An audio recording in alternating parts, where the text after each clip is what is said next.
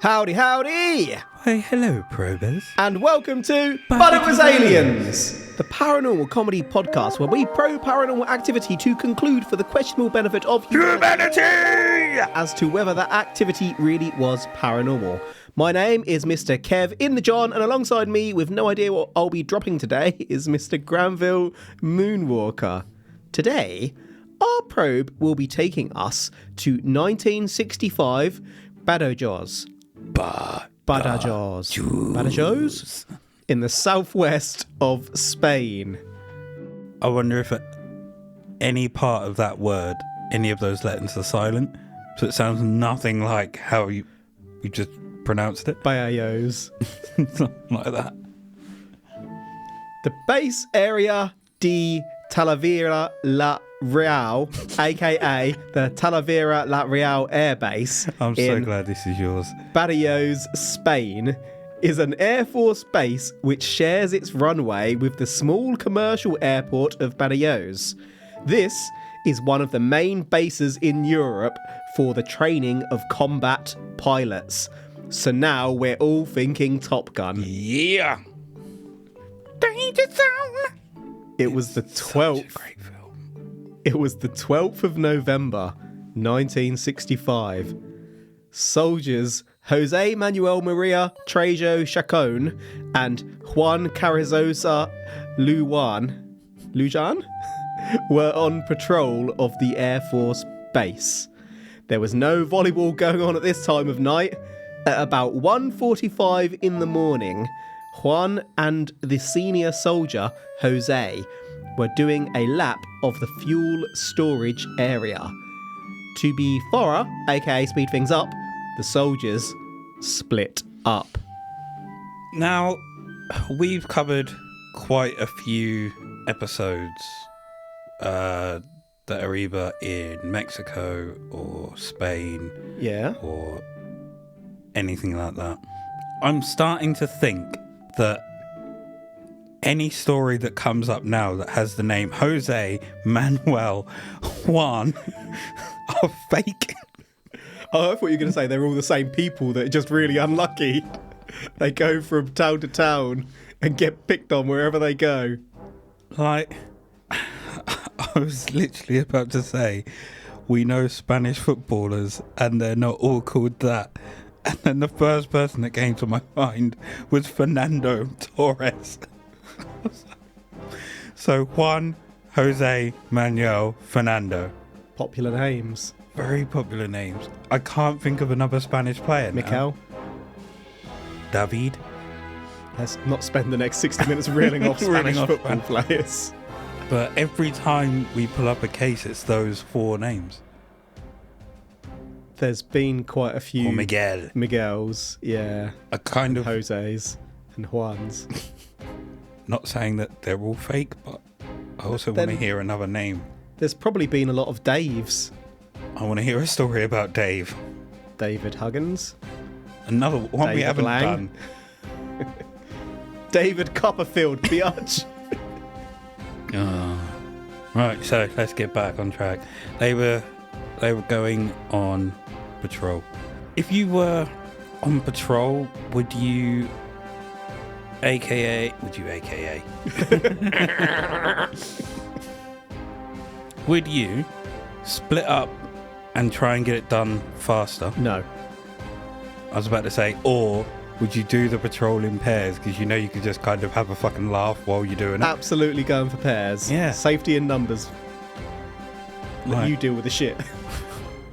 I suppose. Do they know each other? Well, they do know each other. Do they like each other? Could have been a reason why they decided to split. No. Or I they think, just wanted to get back to sitting down, playing cards, whatever. I think it's more the latter, yes. I still would have gone in pairs. Yeah, make fun of your work. Absolutely. So, Dave and Dave. Dave and David. Juan and Jose were about 60 metres apart, and I have it on good authority that the boys stayed in close contact on their walkie-talkies. At this time, around 1:45 remember, both soldiers suddenly heard a sound that sounded like radio interference. Okay, that's strange, the soldiers thought, but then things got strange. Doctor Strange. The interference turned into a whistle.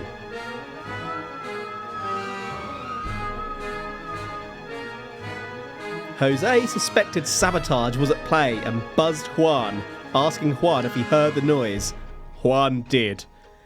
Jose asked Juan to join Jose for a closer inspection. The soldiers prepped their Star Model Z-62 submachine guns and were ready for battle. After about 5 minutes, the whistle trailed off. The soldiers had found no sign of sabotage and were about to head off when Jose just happened to look up. Jose grabbed Juan by the shoulder and told Juan to look up too. The soldiers were mesmerised by what they saw, an intense, bright light in the sky. I'm the moon. It wasn't a moon. So before you mentioned the bright light in the sky, I was going to say that the interference and the high-pitched whistle could be interference from another walkie-talkie or another piece of equipment nearby. Sometimes if you get two, you get a walkie-talkie and you get something else and you put them quite close, you get that really high-pitched frequency that just comes out of nowhere. I don't know that I'd describe it as a whistle, but maybe I've not heard it to the degree that it can happen. Used to get more of a crunch than anything when I had walkie-talkies when I was younger. Might not necessarily be like a walkie-talkie, but sometimes you can get interference from something else that causes a whistle. Can happen a lot if you've got headphones on and using technology. Sometimes you get that sharp whistle in the ear. My headphones does it actually. Sometimes if you turn them off, you can hear a high-pitched. High-pitched? Again, I don't get that either. And I have the same pair of headphones as you. Interesting.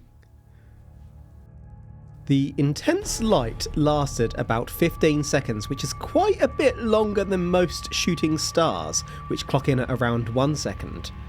The soldiers dialed up the superior guard who commanded further patrol as they also suspected sabotage due to the flash, believing this to be some sort of reflection from devices the enemy may be using, if not their very arrival via parachute, for example. A third guard, Jose Hidalgo, with a H, arrived with a guard dog to support. The group continued their patrol for about 300 metres before they begun to notice a snapping-like sound. There was a disturbance in the surrounding eucalyptus. Something was moving. The soldiers released the dog, unleashed the hounds, and this brave pooch absolutely bolted in the direction of the broken twigs.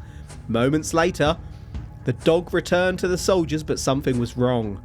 The dog didn't quite look right, and as the soldiers watched on, the dog staggered around before it puked. The soldiers tried to encourage the dog to lead them towards the sound, but the dog continually refused. After a few minutes, the dog got up and began circling the soldiers. This is a technique taught to military dogs to protect soldiers from danger. Why did the dog feel the need to protect? Ooh, I've never heard of that before. Yeah, it's legit. I was wondering if the dog had tried to bite whatever this thing was and then didn't like whatever it was, therefore puked. Tasted of stinky fish. How many guards were there? It's a military base, so double to treble figures. Quite a lot. If you thought you were being invaded at this point, would you not get a lot more people out? Oh, I'd pull the alarm and get the whole base alert. Absolutely. Pretty low-key response to a potential invasion there. Even if it is just a mistake and nothing was found, you saw what you saw. You can justify pulling that alarm and getting everyone up and ready. Absolutely. Absolutely. And only one dog. Maybe they only had one dog. I'd have took a pack with The me. hounds! The slightest sound in the bushes outside the base. Unleash the hounds! He was a rabbit. I'd have had a itchy trigger finger as well. You shouldn't No. ever join the military. Don't plan to. As the dog circled, it was then that Jose noticed something to Jose's left. Something green and about 3 meters tall. Yep. This thing was massive. The figure seemed to be made of light. There was a bunch of small light points throughout the creature with more intense light surrounding the creature's edges, forming its shape. The figure's head was quite small in comparison to the body and appeared to be covered by something similar to a helmet. The arms were long and appeared to be crossed. The group couldn't identify any hands or feet. Jose, gawping at the light being ahead of them, looked as though he was about to open fire, but instead passed out and fell to the floor. How? Play dead!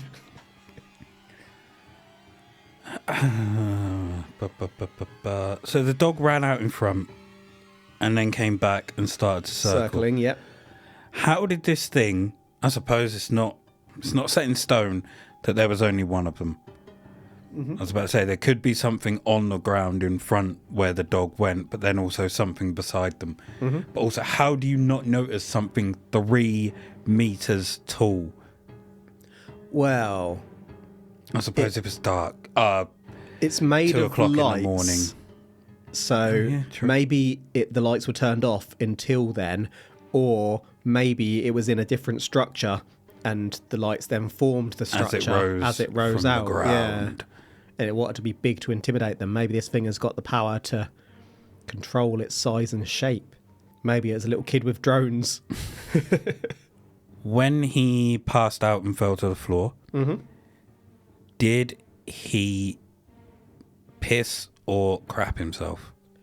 Not the research has indicated. Then I don't believe he passed out. Don't believe it's true. I'm out. Maybe he'd gone for a pee-pee just before it happened.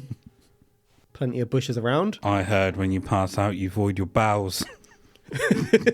I don't think I've ever seen that happen in a boxing match, for example. They wear nappies. Don't think they do. What are you saying, Han? It's not really a dick guard. It's to contain the poop. Does the same thing happen when you fall asleep? Because you're not conscious. No. Is that because you don't want to admit to shitting yourself at night? Yes.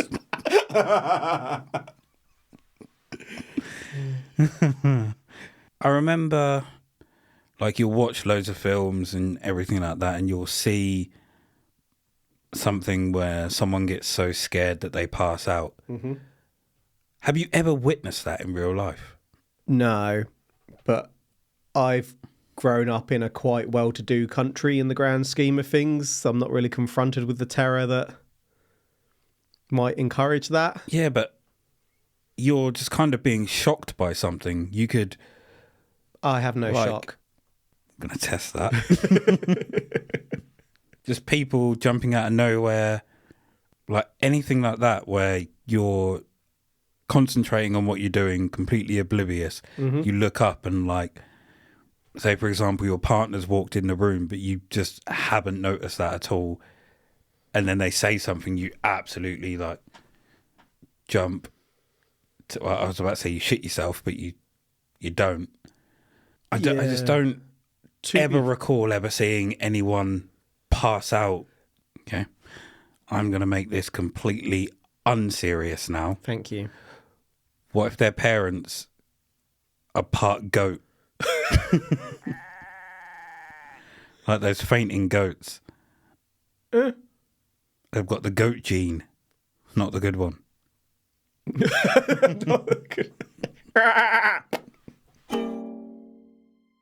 With the senior soldier Jose down, this granted the other two soldiers the opportunity to take command. Make a name for yourself, kid. You can opt for diplomacy here, but it is choose life.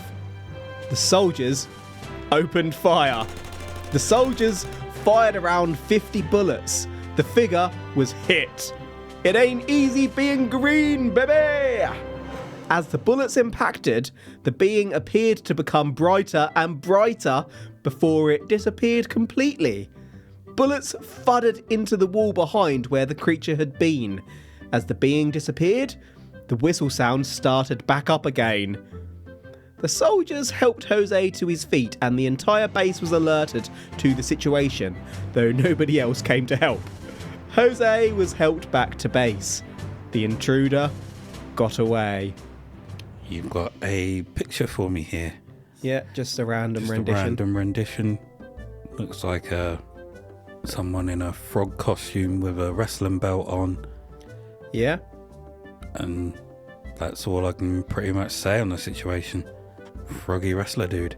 I was going to suggest that the bullets were doing damage, and that's why it was getting brighter. Yeah, like it was bright because it was hurt. Like SNES boss battle style. But maybe the brightness was it powering itself up to leave. To vanish. Yeah. It's like, I came in peace, you lot are idiots, see you later. And or, I came to investigate your nukes, I've seen what I needed to see you later. Or, I'm lost. Can you show me the way to the shops? Oh, goddamn! Oh, slow down, guys! Shit! Ah! Alright, see you later. Also, all those bullets being fired and none of the other soldiers come out. Yeah, that's a weird one. It's just a strange situation, that. The next morning, well, later that morning, I guess, approximately 50 soldiers took up a search of the area. In investigating the area of the bullet fire, there were no bullets, no casings, no bullet holes in the wall behind where the figure had been, nothing. But examinations of the guns confirmed that the machine guns had indeed been fired. A few days after this event, as Jose entered the military base's mess hall, Jose went blind and then fainted without obvious cause. Not long after this, Jose's health worsened and Jose was hospitalised on the 30th of November. In hospital, Jose was given the diagnosis of nervous imbalance. This is a condition where people can lose their balance and or suffer migraines, for example, after something affects the connection between the brain and certain nerves. Something really effed Jose up, basically. Jose did recover after a few weeks though, and with no identified cause as to this condition, it did not repeat. It's almost as if Jose was temporarily exposed to something that murked him. The dog too recovered. So, why did Jose get hit? This motherfucker fainted.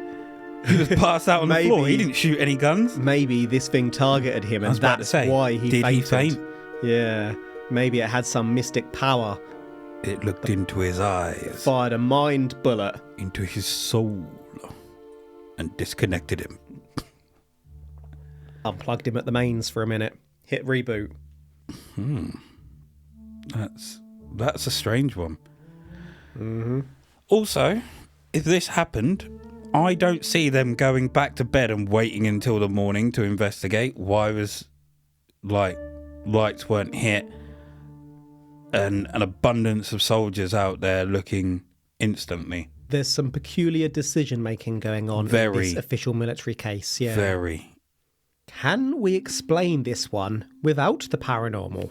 Yes. The main witness in this case, Jose Trejo, had no reason to lie and remained a pretty honourable and trustworthy chap. Jose didn't really gain from this, so it's difficult to attribute this case to Jose being dishonest. Likewise for the other soldiers. The dog maintained the account too. Jose did become unwell for a bit too, and you can't fake that. At best, the illness was an unrelated coincidence. It's questionable how seriously this attack of sorts was taken as it occurred, being that the Spanish military didn't send out an immediate large-scale response to investigate the event. Did the military think this was a prank, perhaps? Did the military know of a recruit who dressed themselves up in fairy lights to freak out the hardcore soldiers? Or could this have been an actual sabotage merchant in disguise attacking the base in some form of camouflage or with equipment that lit them up? The head guard may have been suspicious but didn't see enough to bother the whole base, and you don't want to make that kind of call that wakes everyone up and be wrong. That's a reputation done for your career. I would have made that call. I would rather make the call and be right than not make the call and be wrong. Yeah. An outside guess is that this was an animal of some kind. Spain does have griffon, they're dogs, not mythical creatures, wolves, and brown bears. Admittedly, most of the bears are in the north, not the southwest, but it is possible. We've previously covered cases of owls too. There is no evidence for this, but could we consider that the soldiers were under the influence and saw an animal of some kind, got paranoid and lost their shit? That would explain the dog to an extent. It's hard to come up with any other logical explanations for this one. I have a photo of Jose and Juan from around the time of this event, with the very same dog involved, which I'll post to our Instagram at But It Was Aliens. You can feel the honour coming off him, can't you, Mr. Moonwalker? You can. To be fair, this does look like a no bullshit kind of guy. He does when he's grown up, but if that's a young picture of them, it's also possible, like you said, being under the influence. Mm-hmm. What if something was slipped to them rather than them knowingly taking something? Yep. To be fair, these two guys in the younger photo, they don't look like they really know what they're doing to me. There's something about their posture in the photo that doesn't really shout hard military, well-trained personnel. They're standing kind of slouched. Their clothes are a bit... I appreciate this is a hot country, but... Yeah, but they don't... Their sleeves are rolled up. I know exactly what you're saying. The one who's holding his gun is holding it in what I wouldn't say is a particularly safe manner. He's pointing it at his friend inadvertently. When we think about military uniform, we think of sharp, well-ironed, like everything is on point. Mm-hmm. These two look like they are two kids playing dress up and haven't got it right. I mean, the most fearful and trustworthy person in this picture is the dog. Absolutely. That dog is not messing around. If that dog gets your leg is theirs, and it will do with it as it sees fit. Yet the dog seems quite happy by the chap's side, which is also interesting, I guess. Could be his dog. Could be. That's actually the case. Oh. So nothing. Huh. That was shorter than I expected. In summary, we've... Before we go, yeah. Do we have any interviews with Jose? So part of the difficulty for me and you here is that... Translation? It's Spanish. No I've shown you a subtitles. photo of Manuel. This case has been covered. People have spoken to him. He stands by the account, but it's all in another language, and it's not a hugely well publicised account either, so there's just not the quality of evidence for our listeners who only speak English. In summary, we've covered November events at the base area. Why did I make myself say this again? The base Aérea de Talavera La Real in Badajoz, Spain. Jose Maria Trejo and Juan Carrizosa Lujan were on patrol when both heard what sounded like radio interference before turning into a whistle. The soldiers feared an attack and begun a deeper investigation. After the whistle trailed off, the soldiers saw an intense light in the sky for about 15 seconds. Soon after, as the patrol continued with a third guard and a dog, the group heard a disturbance in surrounding overgrowth. The dog was released and bolted towards the sounds before running back, sick. The dog refused to head back towards the sound and began protection circling the soldiers. A tall green light figure then made an appearance. Senior soldier Jose fainted and the other two soldiers opened fire, which resulted in the being disappearing, accompanied by the same whistle. Later analysis confirmed that the machine guns had been fired, but there was no evidence left behind, not even bullet casings.